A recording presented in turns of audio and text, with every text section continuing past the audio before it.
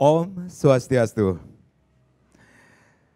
Pemirsa, bagi yang suka wisata dan rekreasi alam petualangan, maka tidak lengkap rasanya jika belum pernah mendaki gunung. Nah, karena di sepanjang perjalanan mendaki, kita benar-benar akan bisa menikmati keindahan alam yang tidak bisa kita temukan di tempat wisata mainstream lainnya. Dan tentunya akan menjadi pengalaman yang layak untuk dikenang. Nah, namun demikian saat Anda mendaki, perlu juga diketahui larangan atau pantangan di tempat tersebut sehingga perjalanan wisata Anda sesuai dengan harapan. Bahkan Gubernur Bali Wayan Koster resmi mengeluarkan surat edaran SE Gubernur Bali nomor 04 2023 tentang tatanan baru bagi wisatawan mancanegara selama berada di Bali. Baik, mendaki atau menata wisata gunung berbasis kearifan lokal. Kita akan angkat menjadi topik kita di Talkshow Merah Putih Bali Era Baru. Tentunya sudah hadir tamu-tamu saya hari ini. Saya akan perkenalkan terlebih dahulu. Yang pertama ada Bapak Nyoman Nuarto SH. Beliau adalah Ketua DPD Himpunan Pramuwisata Indonesia HPI Bali. Om Swastiastu, Pak Nyoman. Kemudian ada pula Bapak Putu Wirata Dwi Kora. Beliau adalah Sekretaris PHDI Bali. Om Swastiastu, Pak Wirata. Dan yang paling ujung, siapa yang tidak kenal beliau, ada Bapak Kadek Satria SAG MPDH, Akademisi Universitas Hindu Indonesia, Unhi Denpasar. Om Swastiastu, Pak Dek. Sehat selalu semuanya, Niki? Baik, nanti kita akan berbincang-bincang mengenai topik kita yaitu menata wisata gunung berbasis kearifan lokal. Baik, saya ke Pak Nuarta dulu. Pak Nuarta selaku Ketua DPD Himpunan Pramuwisata Indonesia. Beberapa waktu lalu atau beberapa hari yang lalu ini kita sempat dikejutkan dengan wacana dari pemerintah Provinsi Bali untuk pelarangan, bisa dikatakan melakukan pendakian ke seluruh gunung-gunung yang ada di Bali niki sendiri. Bagaimana dari HPI sendiri menanggapi wacana tersebut? Om Swastiastu. Terima kasih Pak Karang. Saya selaku Ketua DPD HPI Bali ketika Pak Gubernur mewacanakan dan sekarang sampai SE nomor 4 itu keluar, saya sejatinya sangat-sangat mendukung. Karena ini merupakan momentum sejatinya buat kita semua. Karena apa? Karena Bali ini, kalau kita nggak ditata hulu hilirnya, dalam konteks sucian, apalagi gunung itu merupakan tempat suci, bagi kami itu sangat mendukung sekali. Nah, yang terjadi sekarang, untuk ketika SE itu dikeluarkan, memang ada satu riak-riak kecil atau ada satu resistensi oleh masyarakat yang notabene sudah menjadi pekerjaannya mereka, untuk mencari sesuap nasi, menjadi pemandu pendaki gunung. Ini sebenarnya yang harus kita carikan jalan keluarnya. Pada sisi kebijakan sekali lagi Ketua DPD HPI Bali sangat mendukung itu. Baik, kebijakan tersebut disikapi dengan mendukung kebijakan tersebut. Sangat mendukung kebijakan itu. Baik, saya akan ke Pak Kadek Dumun. Pak Kadek, kalau kita berbicara tentang gunung kita sucikan menurut kepercayaan kita, agama Hindu di Bali niki sendiri. Apa yang Pak Kadek lihat tentang filosofi gunung di Bali niki sendiri? Terima kasih Om Swastiastu, Pamiarsa Bali TV yang saya muliakan. 5D, terima kasih. Sesungguhnya apa yang menjadi ide yang kemudian perlu direalisasikan sebenarnya secara umum ini sangat baik dengan karena kalau kita membaca beberapa teks misalnya di Siwa Purana, begitu Dewi Gangga akan turun ke dunia, maka kedu dari Dewa Siwa itu menangkap agar supaya alam ini seimbang. Dan kemudian kedu Dewa Siwa itu kemudian menjadi lingga acala, menjadi gunung. Maka kemudian gunung itulah yang menangkap dan menjadi pembebasan atas penderitaan umat. Nah sampai sekarang ini kemudian menarik karena kalau kita lihat ada Sapta Parwata, jadi 7 gunung yang dalam Siwa Purana dinyatakan sebagai tempat suci. Dan di dalam Bhawisya Purana dinyatakan bahwa tempat suci yang disebut tempat suci, pertemuan air, kemudian gunung, ya, kemudian sumber air, itu adalah tempat suci yang memang harus dijaga. Nah, menjaga tempat suci itu, menjaga tempat itu menjadi suci, tetap suci, maka akan memberikan kesucian pula bagi kehidupan kita. Nah, dengan adanya ide bahwa menjaga kesucian gunung kembali, bukan hanya gunung ya, karena dengan kita memelihara gunung, sumber air akan terpelihara, hutan akan terpelihara, lalu kemudian manusia juga terpelihara, karena dengan air yang baik kita akan bisa mendapatkan kehidupan yang baik. Tetapi perlu dipahami pula secara filosofis, gunung ini sesungguhnya dari zaman dahulu memang dikeramatkan. Dikeramatkan kenapa? Karena memang di sana diyakini sebagai istana dari leluhur. Bahkan di dalam beberapa teks kalau kita bicara tentang Kutarkanda misalnya. Jadi gunung-gunung yang terbangun di Bali ini adalah gunung yang memang dinyatakan dalam filosofi itu adalah perpindahan. Dipindahkan ke sini karena di sini kemudian dinyatakan mampu, diharapkan mampu untuk memberikan kesejahteraan. Seperti misalnya dari beberapa gunung yang ada kemudian menjadi Saptalingga, menjadi Sadanggalingga.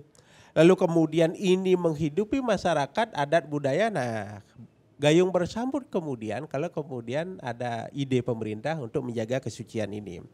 Karena sekarang niki udah ada bermasalah berbagai hal. Contoh misalnya gunung kita bermasalah ketercemarannya. Kemudian sungai-sungai kita bermasalah. Kemudian pantai, laut, hutan, danau, gunung, maka kemudian manusianya juga akan bermasalah. Nah, kalau secara filosofis gunung dipelihara, kepala dipelihara, maka kemudian badan akan menjadi sehat. Karena di kepala itu ada pikiran yang akan mampu menyehatkan yang di bawah. Jadi sungai sebagai tali kunda keselamatan manusia, manusia Bali utamanya, yang kemudian itu sebagai penghubung antara laut dan gunung, maka ini sangat baik untuk kemudian kita sambut ide ini. Walaupun memang di dalamnya harus ada perhatian pula. Karena selama niki gunung menjadi bukan hanya sebagai tempat suci dipandang oleh masyarakat, tapi juga tempat yang indah. Yang kemudian amat menarik untuk didokumentasikan, kemudian di-share, kemudian itu menjadi nilai estetis bagi masyarakat. Maka pariwisata masuk. Nah, dengan masuknya pariwisata maka banyak perut yang bergantung di situ. Nah, disinilah menjadi persoalan. Idenya bagus dan kalau ini dilakukan secara bersama-sama begitu, artinya kita mengencangkan ikat pinggang sama-sama. Tanpa ada urusan politik, tanpa ada urusan personal, investor dan sebagainya, tapi kita berpedoman pada kesucian.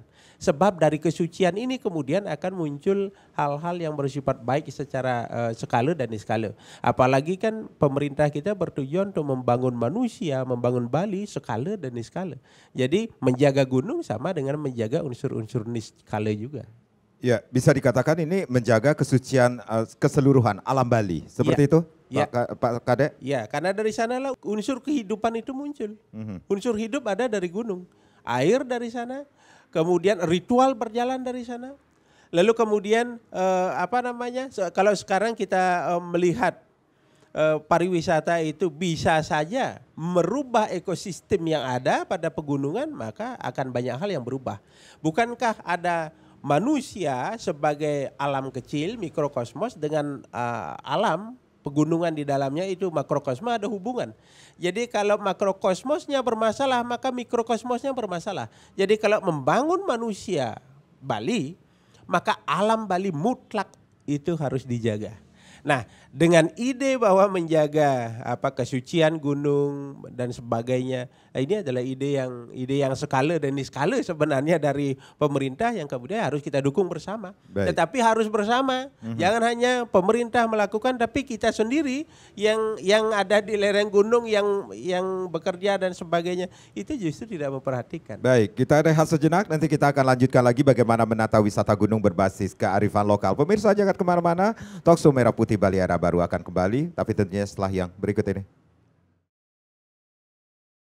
Ya, bagaimana menata wisata gunung berbasis kearifan lokal masih kita angkat menjadi topik kita di Talkshow Merah Putih Bali Era Baru. Tentunya masih bersama tamu-tamu saya hari ini dan saya akan ke Pak Kade lagi nih, Pak Kade Satria. Pak Kade, kalau kita berbicara tentang apa yang sudah disampaikan tadi, kemudian bagaimana kita menjaga kesucian alam Bali, khususnya gunung-gunung yang ada di Bali ini sendiri. Sebenarnya berapa gunung sih yang kita miliki di Bali ini sendiri, Pak Kade? Ya, kalau gunung berdasarkan teks Kuttara Kanda itu yang perlu dijaga sebagai puncak-puncak kesucian itu ada Basukian, Gunung Agung, kemudian Batu Karu, kemudian Pura Batur, kemudian Pura Lempuyang, Andekase.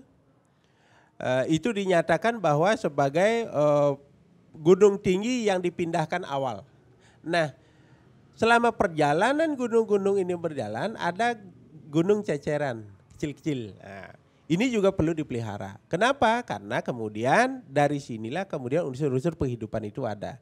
Nah, kalau dihitung berapa gunung yang ada, nanti kita tanya statistik, ya berapa gunung. Tapi dalam konteks Kuttara Kanda, itu yang disampaikan. Dan tidak hanya gunung, bukit, ya, perbukitan, kemudian ada istilahnya puncak, ya. Itu juga adalah bagian yang sangat integral, itu yang perlu dipelihara, itu yang perlu dijaga. Nah, kalau sekarang kemudian gunung kita pelihara lalu bukit kita bangunin villa, nah ini persoalan juga. Walaupun memang itu adalah konsumsi pariwisata.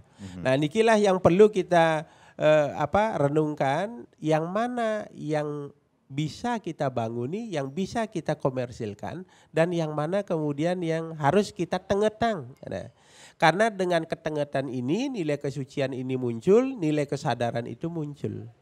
Kurang lebih demikian. Ya, baik. Saya ke PHDI, Bapak Putu Wirata Dwi Kora. Bapak, ada apakah dari PHDI Bali sendiri melihat latar belakang akhirnya pemerintah Provinsi Bali mengeluarkan SE Gubernur nomor 04 tahun 2023 ini sendiri, Pak? Pertama, kalau melihat SE-nya kami kan baca sampai habis ini ya. Di dalam SE ini memang belum tertuang tentang larangan untuk mendaki gunung, itu belum ada. Jadi belum ada larangan? Tidak ada seperti itu? Ada. Tapi narasi wacana yang dilontarkan Pak Gubernur akan melarang itu dalam bentuk peraturan daerah. Nanti peraturan daerah kan akan dibuat, kan gitu, disusun. Tapi rupanya kan pro kontra ini sudah seolah-olah ini sudah menjadi perda. Ini sepertinya ini bola panas ini, Pak. Bolanya panas sekali. Ini narasinya masih rencana untuk mengaturnya dalam peraturan daerah.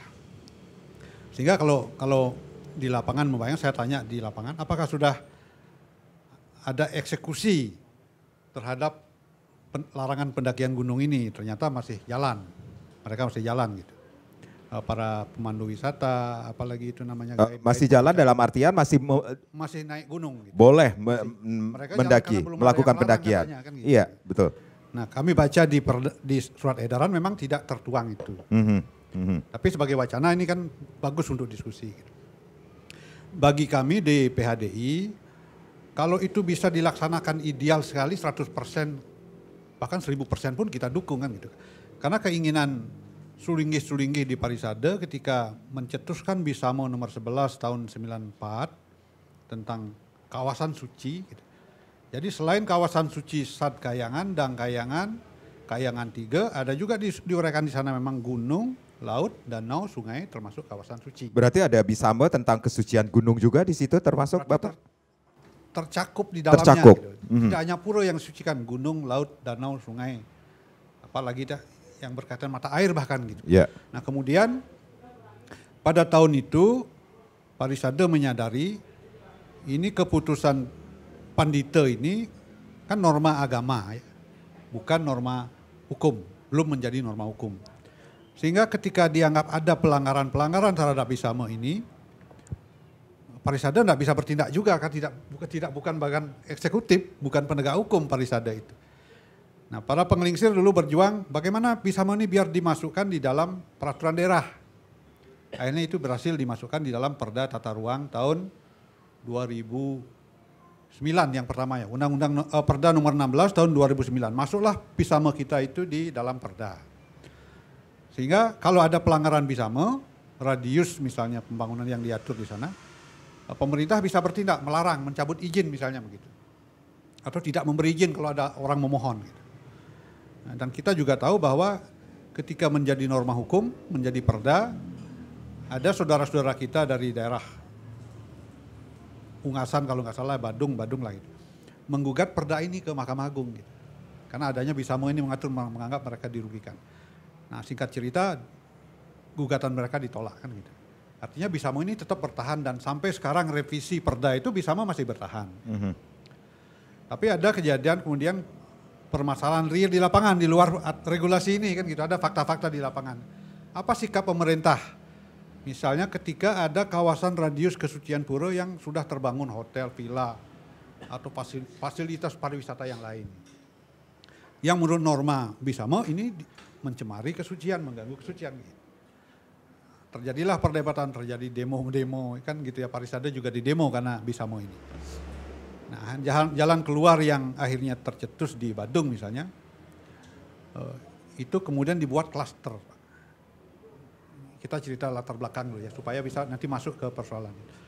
Dibuat klaster, ada kawasan yang sudah terbangun, ada yang semi terbangun, ada yang sama sekali belum terbangun. Jadi klaster 1, klaster 2, klaster 3. Nah kalau kawasan yang sudah terbangun, ditolerir lah itu, diatur begitu rupa zona-zona yang disucikan dan zona yang di luar kawasan suci diatur. Seperti di Uluwatu, misalnya diatur begitu rupa. Itu para ahli lah yang bekerja ya, ahli tentang mapping, ahli pemetaan gitu. Tapi ada kawasan yang belum terbangun seperti di Lempuyang, kawasan Besakih misalnya.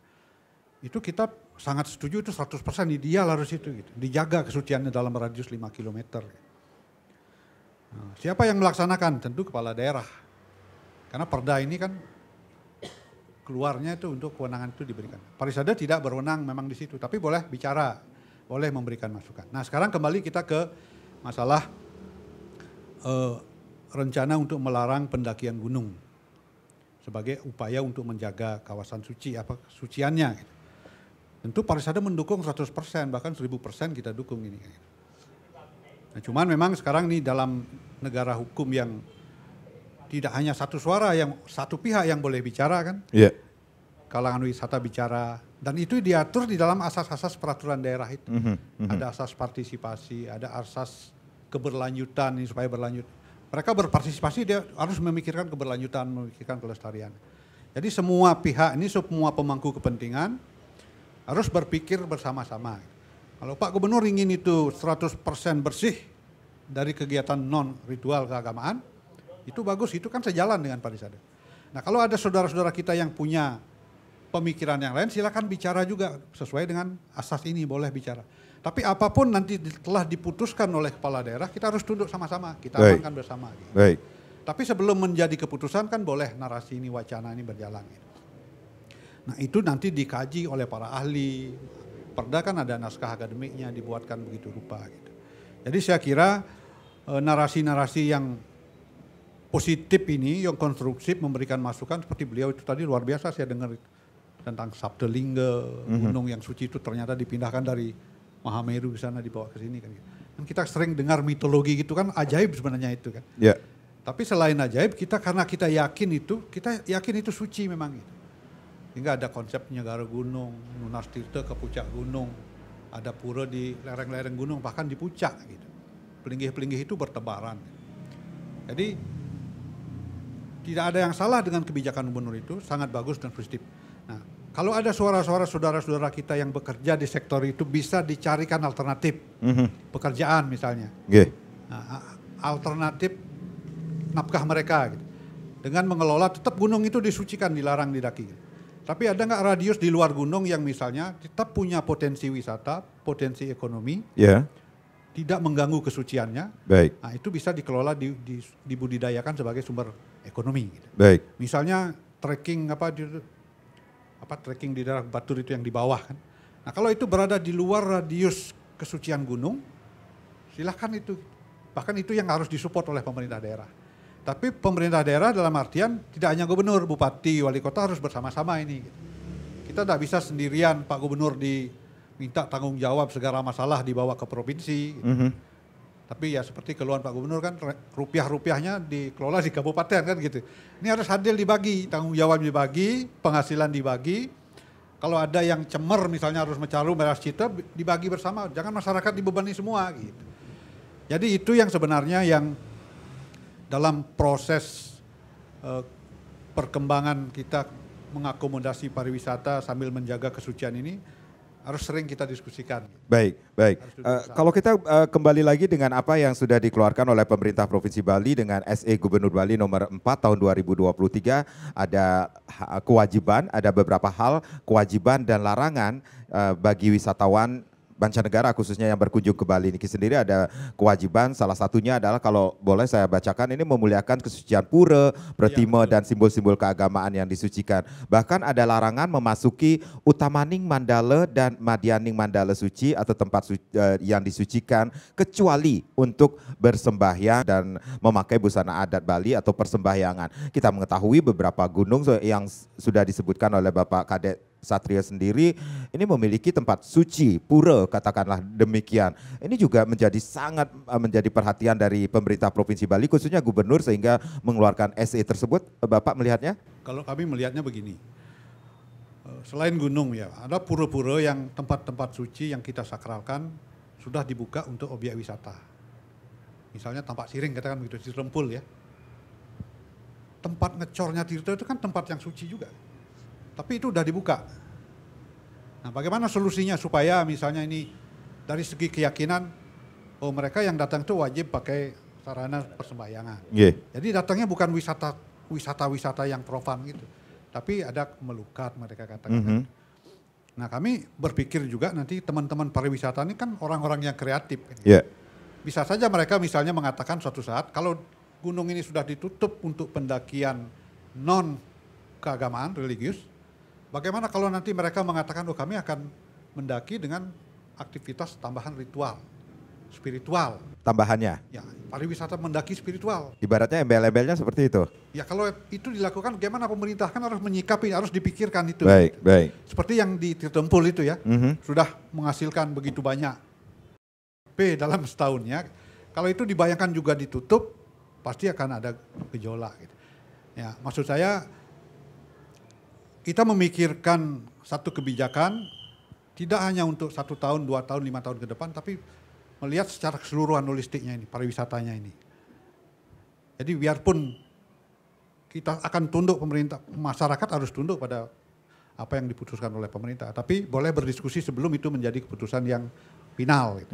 Nah, saya kira sekarang saatnya masih terbuka karena Perda ini kan baru dicetuskan idenya. Mungkin timnya sudah mulai bekerja, menyiapkan rancangan gitu. Nah, mumpung ini masih terbuka, silakanlah semua pihak itu seperti itu. Kalau pariwisata akan sangat ideal ini kalau bisa 100% clear ya, steril dari kegiatan non keagamaan gitu.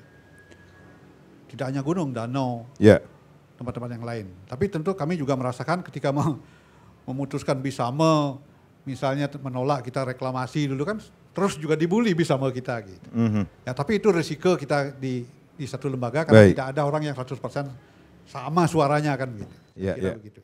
Pak Nyoman Nuarte selaku Ketua DPD Himpunan Pramuwisata Indonesia, salah satu juga ada yang saya baca kewajiban yang harus dilakukan oleh wisatawan adalah didampingi pemandu wisata yang memiliki izin atau berlisensi saat mengunjungi tempat-tempat daerah tujuan wisata seperti itu. Katakanlah bisa dikatakan salah satunya adalah melakukan pendakian ini sendiri. Sebenarnya berapa orang sih yang tergabung dalam pemandu wisata yang resmi yang dimiliki oleh HPI sendiri, Pak? Terima kasih, Pak. Jadi kalau kita bicara persoalan pramuwisata, karena di Bali itu kualifikasi pramuwisata itu kan terbagi 2. Namanya pramuwisata umum dan khusus, ya. Ketika kita bicara persoalan pemandu wisata pendaki gunung itu kami kategorikan sebagai pemandu wisata khusus. Khusus. Kalau di daerah lain kita sebut dengan pemandu minat khusus. Ya. Nah, kaitan dengan persoalan jumlah pemandu wisata yang terinventarisasi khususnya yang ada di Batur itu, karena Batur yang paling banyak Pak Karang, itu kurang lebih hampir 267 kisaran 267-300-an orang. Nah, dari sekian pemandu wisata itu, ini kan sekarang tidak semua wisatawan yang mau mendaki gunung, dia menggunakan pemandu wisata. Ada saja wisatawan-wisatawan yang kepingin mendaki gunung, ya dengan segala argumentasinya mereka, tidak lagi membutuhkan pemandu wisata itu.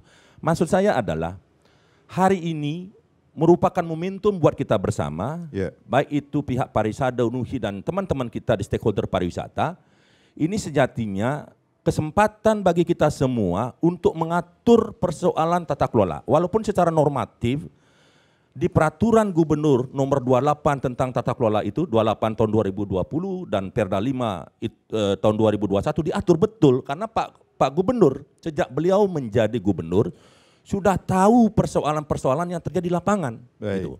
Artinya apa? Apa yang terjadi hari ini, saya paham betul kebatinan teman-teman kita yang ada di lapangan. Terutama teman-teman kita, kalau kita mewacanakan hari ini tentang persoalan di pelarangan pendakian Gunung Agung, seakan-akan teman-teman kita di pemandu wisata itu kan kehilangan pekerjaannya. Saya sepakat dengan Pak Putu Dwi Kora tadi. Yang paling penting adalah ada satu jalan tengah solusi yang kita akan bisa lakukan bagi mereka yang sudah menjadikan mendaki Gunung Agung menjadi mata pencaharian mereka, itu kita carikan solusi. Yang saya baca kemarin wacananya adalah teman-teman kita yang ada di pemandu khusus untuk pendakian Gunung Agung itu akan dipekerjakan menjadi pekerja kontrak. Itu kan menjadi sangat-sangat ideal, ya, jalan tengah yang akan digunakan untuk jangka pendek ini. Kita jeda terlebih dahulu, nanti kita akan lanjutkan lagi. Pemirsa jangan kemana-mana, kita akan kembali lagi, tapi tentunya setelah yang berikut ini. Baik, menata wisata gunung berbasis kearifan lokal masih kita angkat menjadi topik kita di Talkshow Merah Putih Bali Era Baru. Saya ke Pak Nuarta lagi, ini tadi ada solusi, akhirnya ada wacana lagi nih untuk memperkerjakan, bisa dikatakan sebagai tenaga kontrak bagi guide-guide khusus ini sendiri. Bukan hanya untuk pemandu wisata di Gunung Agung, tetapi bisa saja Gunung Batur juga dan yang lainnya, seperti itu kan? Ya betul Pak, jadi kalau kita mau memetakan persoalan keberadaan daripada pemandu wisata khusus ya untuk pendakian Gunung Agung itu kan yang paling banyak di Batur, yang kedua di Gunung Agung, yang ketiga di Batu Karu. Batu Karu sampai hari ini tidak karena dia tidak memiliki lisensi, itu bukan menjadi tanggung jawab saya. DPD HPI Bali dalam konteks ini, karena pemandu wisata khusus sesuai dengan regulasi dia adalah kewenangannya ada di kabupaten kota, maka sudah sepatutnya sekarang pemerintah kabupaten kota harus juga punya pemikiran yang sama untuk mengimplementasikan kebijakan daripada Pak Gubernur. Karena jujur, karena dari awal Pak Gubernur itu menjadi gubernur ada yang namanya tagline One Island One Management. One Island One Management sebuah format kebijakan yang sangat ideal sejatinya, tetapi dalam konteks implementasi masih ada ego sektoral yang terjadi.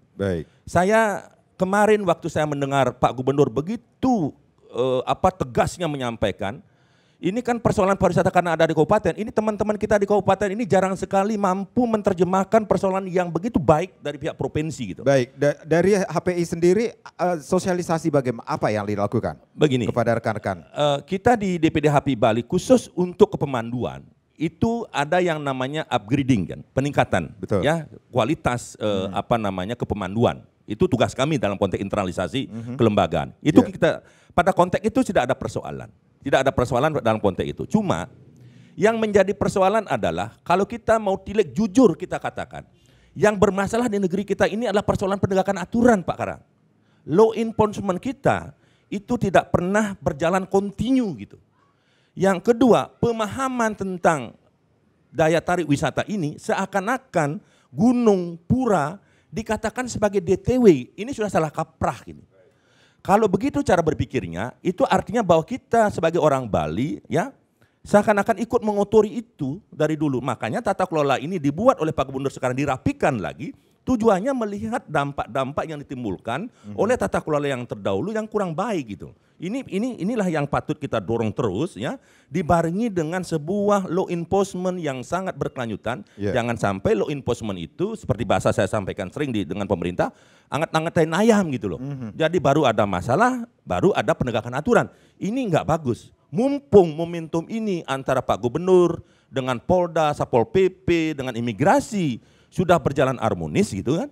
Nah sekarang kan tergantung dari pihak kabupaten karena pariwisata ini ada di kabupaten gitu loh. Baik. Nah kabupaten ini punya nggak hati yang sama untuk menggerakkan kebijakannya untuk membantu Pak Gubernur gitu. Ya, seperti agar Bali ini betul-betul kita jaga bersama-sama. Ya, gitu. seperti kata Pak Putu Niki sendiri bukan hanya tugas dari gubernur saja. Betul, saya sepakat dengan konteks itu. Saya sepakat dengan apa ketegasan dari Pak Gubernur itu fakta yang terjadi di lapangan. Baik. Jadi bahwa gubernur ini kan tidak punya teritorial dia.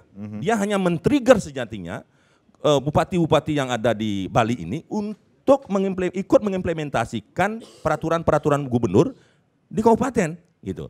Nah, Baik. kalau ini nanti parsial semua ya, hanya wacana dan wacana, saya yakin persoalan ini akan muncul lagi. Kalau sudah yang namanya law enforcement itu berjalan begitu tegas ya, yang salah kita katakan salah, tidak lagi ada permainan-permainan di bawah tangan gitu. Ya, itu artinya bahwa saya yakin ini persoalan ini akan berjalan gitu. Itu dari DPD HAPI Bali. Baik, saya ke Pak Kadek Satrio. Pak Kadek Satrio seperti yang disampaikan oleh Pak Nyoman Nuarta dari DPD HP ini sendiri, ada bisa dikatakan ini problema yang dihadapi ketika kita mengetahui gunung sebenarnya ada sejarahnya nggak sih akhirnya Bapak melihat sejarah gunung menjadi daerah tujuan wisata di Bali, khususnya di Bali ini sendiri. Iya. Kalau Bagaimana caranya mengelola nih menata gunung ke Bali ini? ya, kalau sejarah kapan gunung digunakan sebagai tujuan wisata, saya kurang berani berbicara itu. Ya.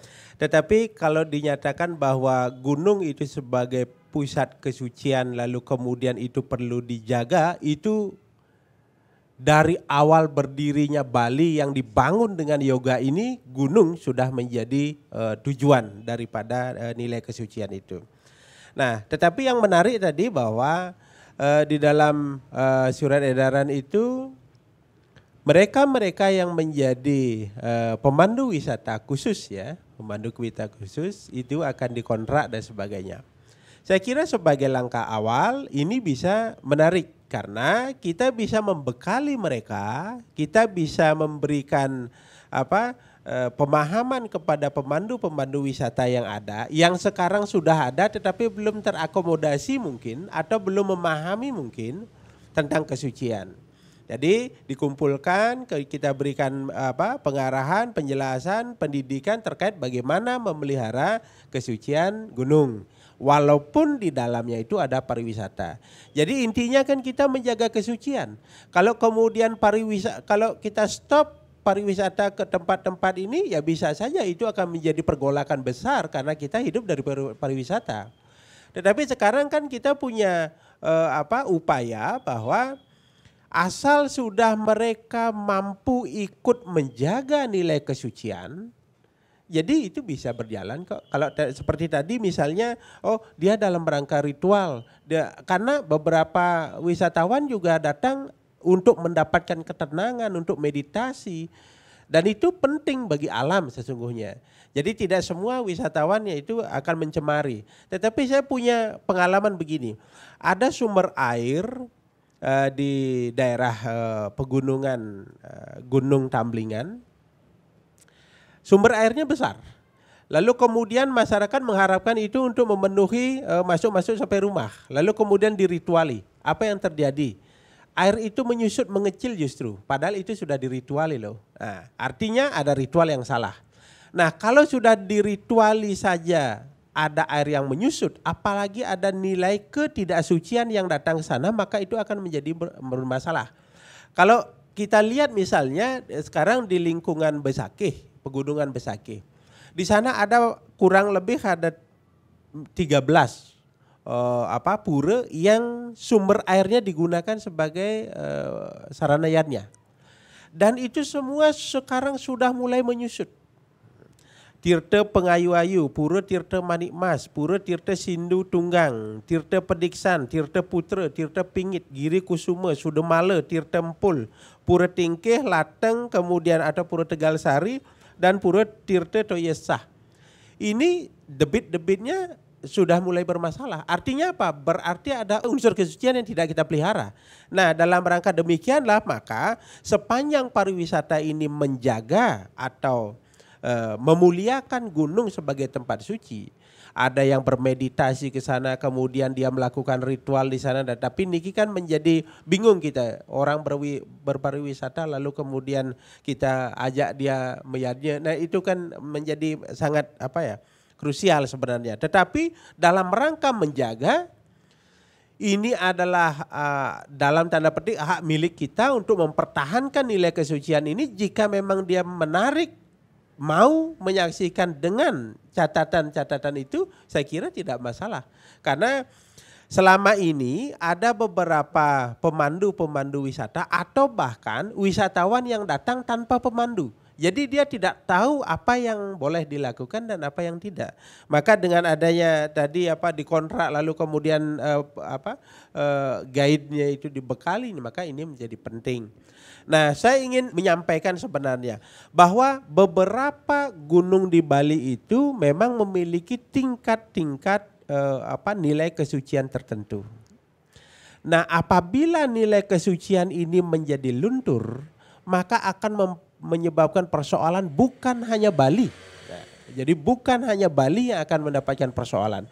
Contoh misalnya sekarang yang paling bermasalah dari catatan Bapak dari HPI tadi misalnya, Gunung Batur dan Gunung Agung. Jadi ini adalah dua gunung yang ada puranya, dan pura ini menjadi pura Ruwibinede Bapak dan Ibu kita. Jadi kalau Bapak dan Ibu bermasalah, bayangkan bagaimana anak-anaknya. Nah, dalam konteks ini nilai kesucian itu mutlak. Tapi sepanjang pariwisata yang makin geledeg, yang tutup pariwisatanya dan sebagainya untuk masuk ke sana, maka akan menjadi soal.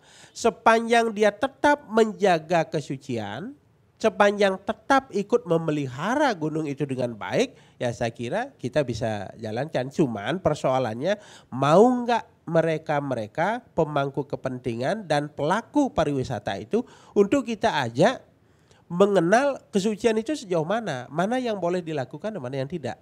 Karena ini juga tidak bisa orang Singaraja lalu berbicara tentang adat tradisi dan apa yang dilakukan sebaiknya di Gunung Agung. Tidak, pasti orang-orang sana yang tahu.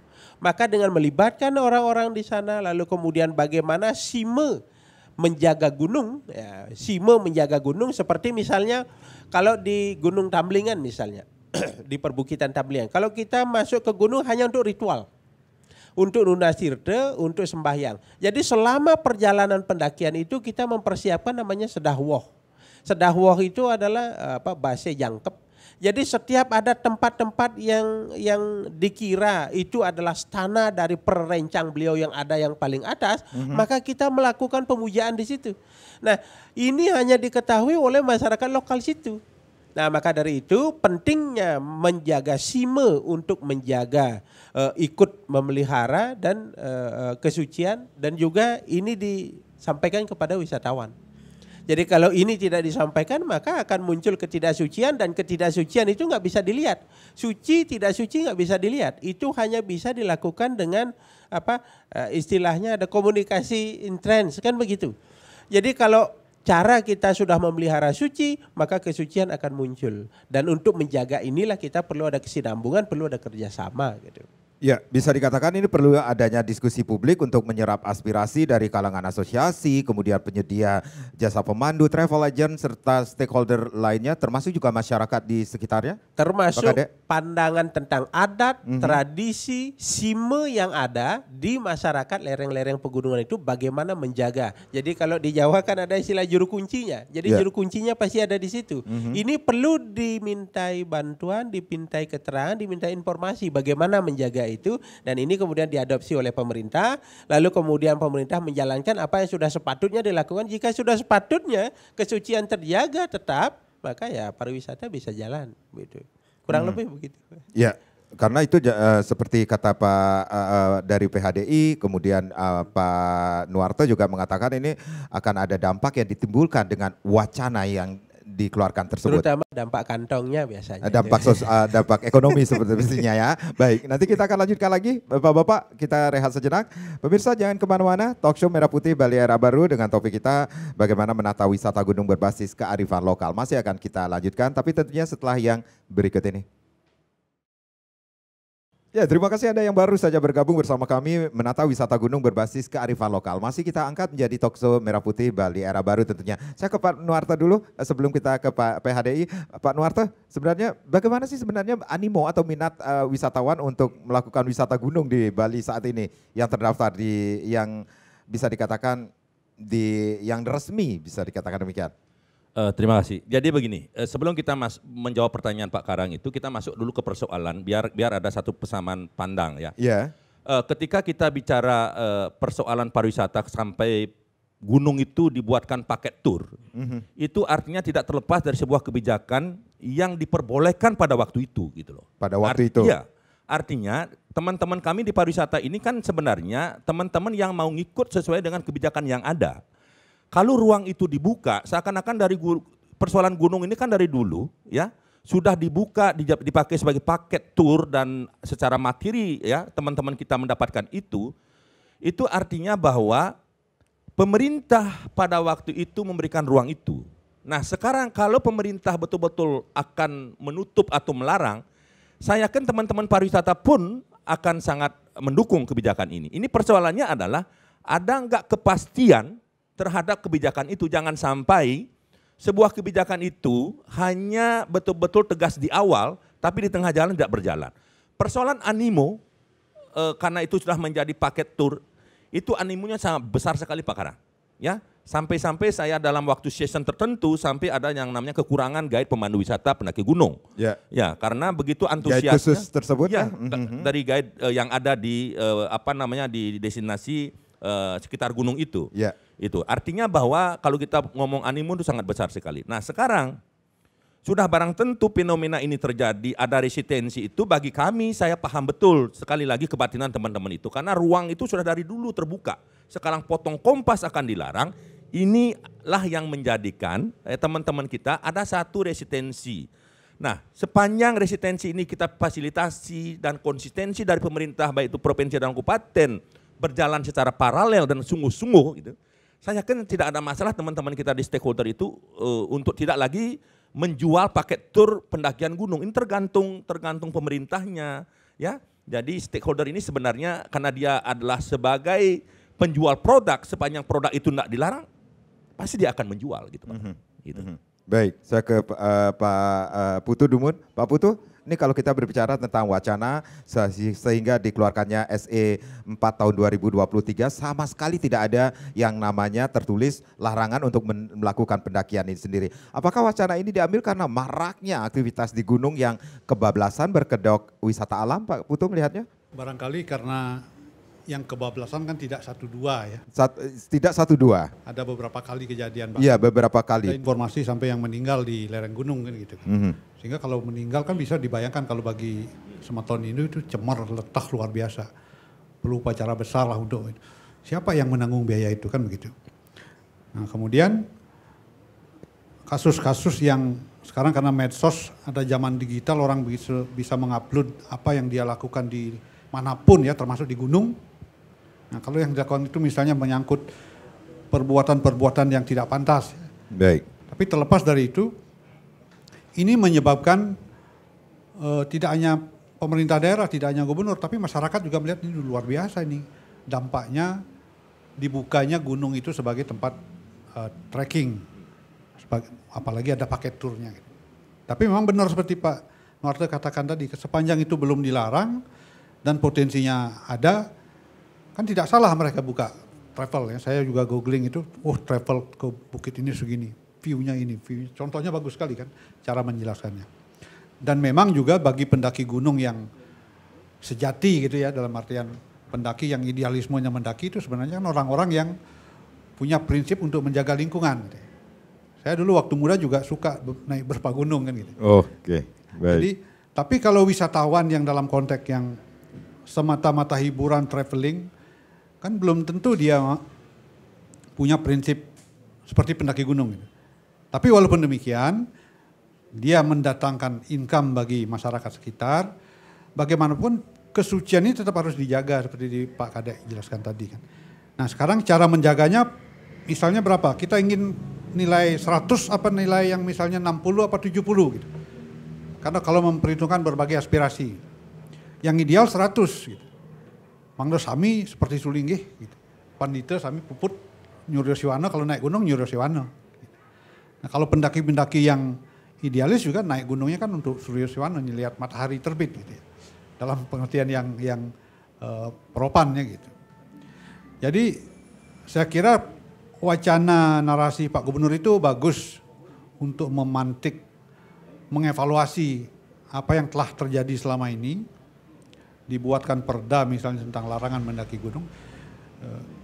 Tapi gradasinya itu memang harus dibicarakan bersama gitu. Karena di dalam perda, di dalam undang-undang, asas membuat undang-undang itu kan tidak bisa sendiri. Baik. Ada partisipasi. Partisipasi siapa? Kalau ada gubernur, ada partisipasi bupati, ada DPR, ada masyarakat, ada majelis adat, majelis agama, ada masyarakat setempat seperti dijelaskan tadi yang tahu kearifan lokal, konteks lokal itu masing-masing berbeda. Jadi bisa dikatakan ini harus ada semacam regulasi yang struktur dan jelas mengatur tentang pendakian wisata gunung?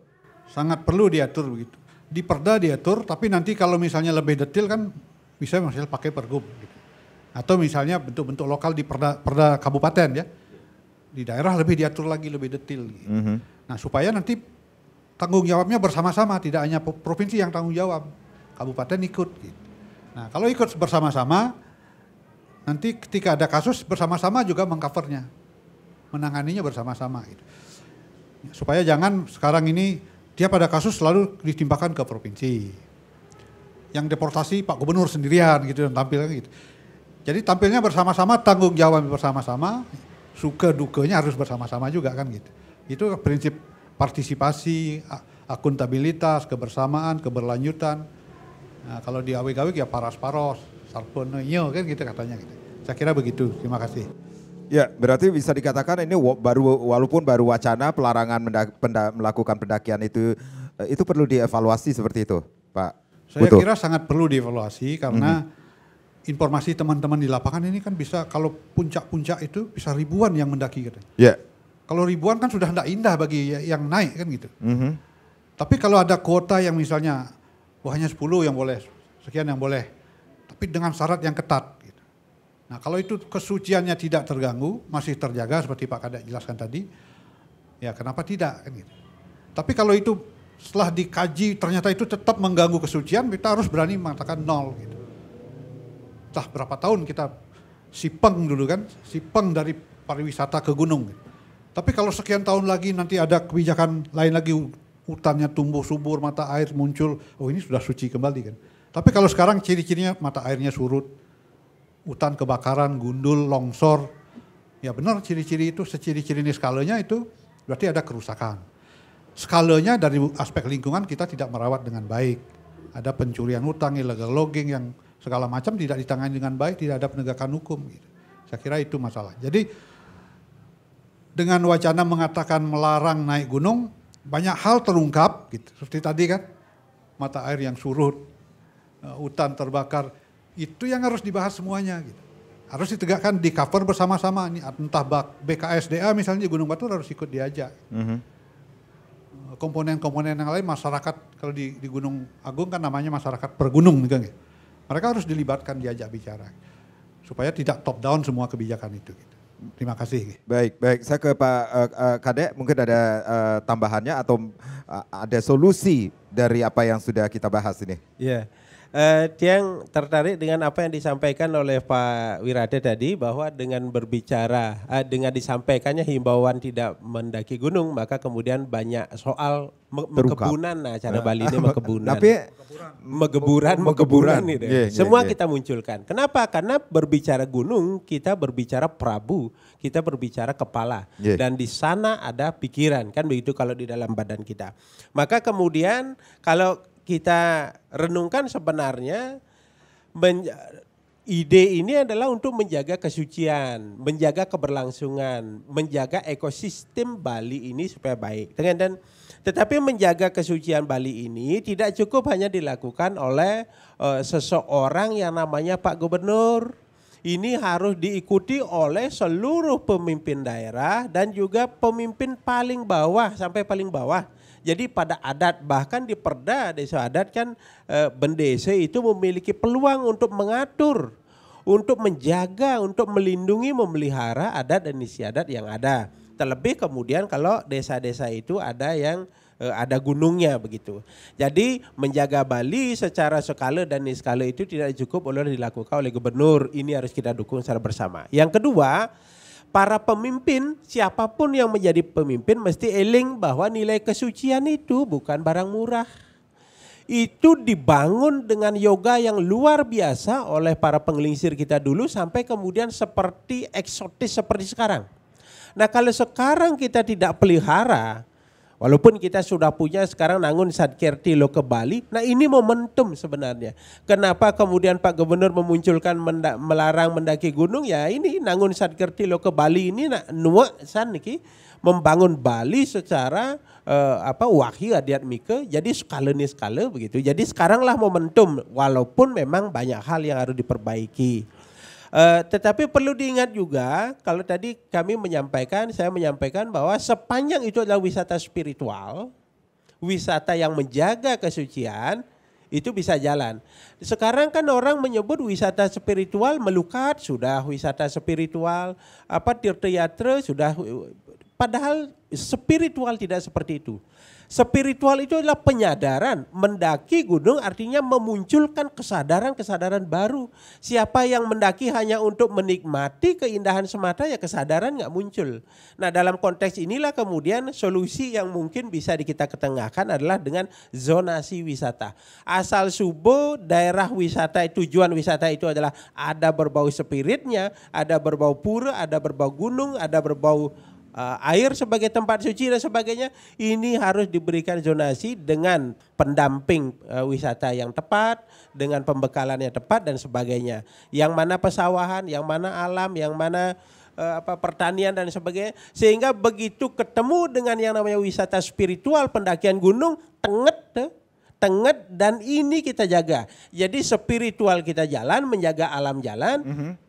Gumi Bali dan manusia Balinya juga baik, kan itu intinya. Baik, dari HPI sendiri ini dengan apa yang sudah dilakukan oleh Provinsi Bali dengan mengeluarkan SE nomor 4 Gubernur Bali, momentum apa yang akan disosialisasikan nantinya Pak Nuarta? Begini, jadi saya tidak bermaksud mewakili teman-teman di pariwisata, minimal dari CAPI, ya, karena terus terang saja setiap wisatawan yang datang ke Bali sampai hari ini kan tidak semua didampingi oleh pemandu wisata, ya. Jadi kalau toh didampingi oleh pemandu wisata tersebut bukan dari anggota HPI yang notabene dia adalah pemandu wisata ilegal. Ini penting juga kita sampaikan pada kesempatan ini karena sering sekali persoalan-persoalan atau peristiwa-peristiwa kejadian tamu yang ada di Bali itu pasti punishment-nya ketika ada masalah pasti HPI yang dipersoalkan. Padahal yang mengendal ya, yang mengajak wisatawan tersebut adalah guide yang tidak berlisensi gitu. Kalau dia tidak berlisensi itu artinya bukan tanggung jawab HPI. Intinya adalah ketika wisatawan itu sudah didampingi oleh pramuwisata yang berlisensi, yakin dan percaya bahwa persoalan tidak akan muncul. Karena kita diinternalisasi ada aturan yang mengatur tentang punishment yang patut diberikan ketika anggota kami melakukan kelalaian ya, tindakan kepemanduan di lapangan, itu satu. Yang kedua adalah kita sebagai lembaga kepemanduan pasti kita akan tunduk dengan aturan main yang dibuat dengan pemerintah. Apapun aturan itu pasti akan kita tunduk. Tetapi tuntutan kita adalah sebaliknya. Kalau pemerintah juga konsistensi untuk menjaga daripada sebuah regulasi yang mereka buat gitu. Kalau sudah antara dua sisi ini ada satu konsistensi, yakin dan percaya teman-teman kita di stakeholder pun akan tunduk menjalankan apa yang menjadi regulasi di bidang kepariwisataan itu sendiri. Itu kira-kira. Baik, penegakan aturan itu yang intinya. Penegakan aturan yang paling penting bagi saya. Ya. Dari PHDI, momentum apa yang bisa kita ambil dengan wacana kemudian sudah dikeluarkannya dengan SE ini sendiri, Pak Putu? Bagi Parisade ini kesempatan yang selalu baik untuk mendengar semua pihak. Termasuk pihak yang mengkritik kami misalnya kan, yang dianggap kurang mampu menjaga bisama, menjaga kesucian, karena sejatinya kita bisa sendirian. Gitu. Harus kita bersama-sama, masyarakat, pemerintah, wakil rakyat, juga para pemucuk, prajuru yang di akar rumput, gitu, yang bersentuhan langsung dengan tempat-tempat suci yang ada di lapangan ya, termasuk gunung, danau, sungai, mata air, pura dan lain sebagainya. Jadi kita memang merasakan ini sesuatu yang positif, momen yang baik untuk melakukan evaluasi bersama, untuk bertanggung jawab bersama-sama. Baik, tanggung jawab bukan hanya dari pemerintahan saja, tetapi kita semua. Itu intinya. Baik, baik. Bapak-bapak, terima kasih sudah sharing. Mudah-mudahan apa yang kita berbincangkan ini memberikan manfaat bagi pemirsa yang menyaksikan Talkshow Merah Putih Bali Era Baru di mana saja berada. Saya Made Sikudanegara, terima kasih. Kita berjumpa lagi di lain kesempatan. Om Santi, Santi, Santi, Om. Terima kasih.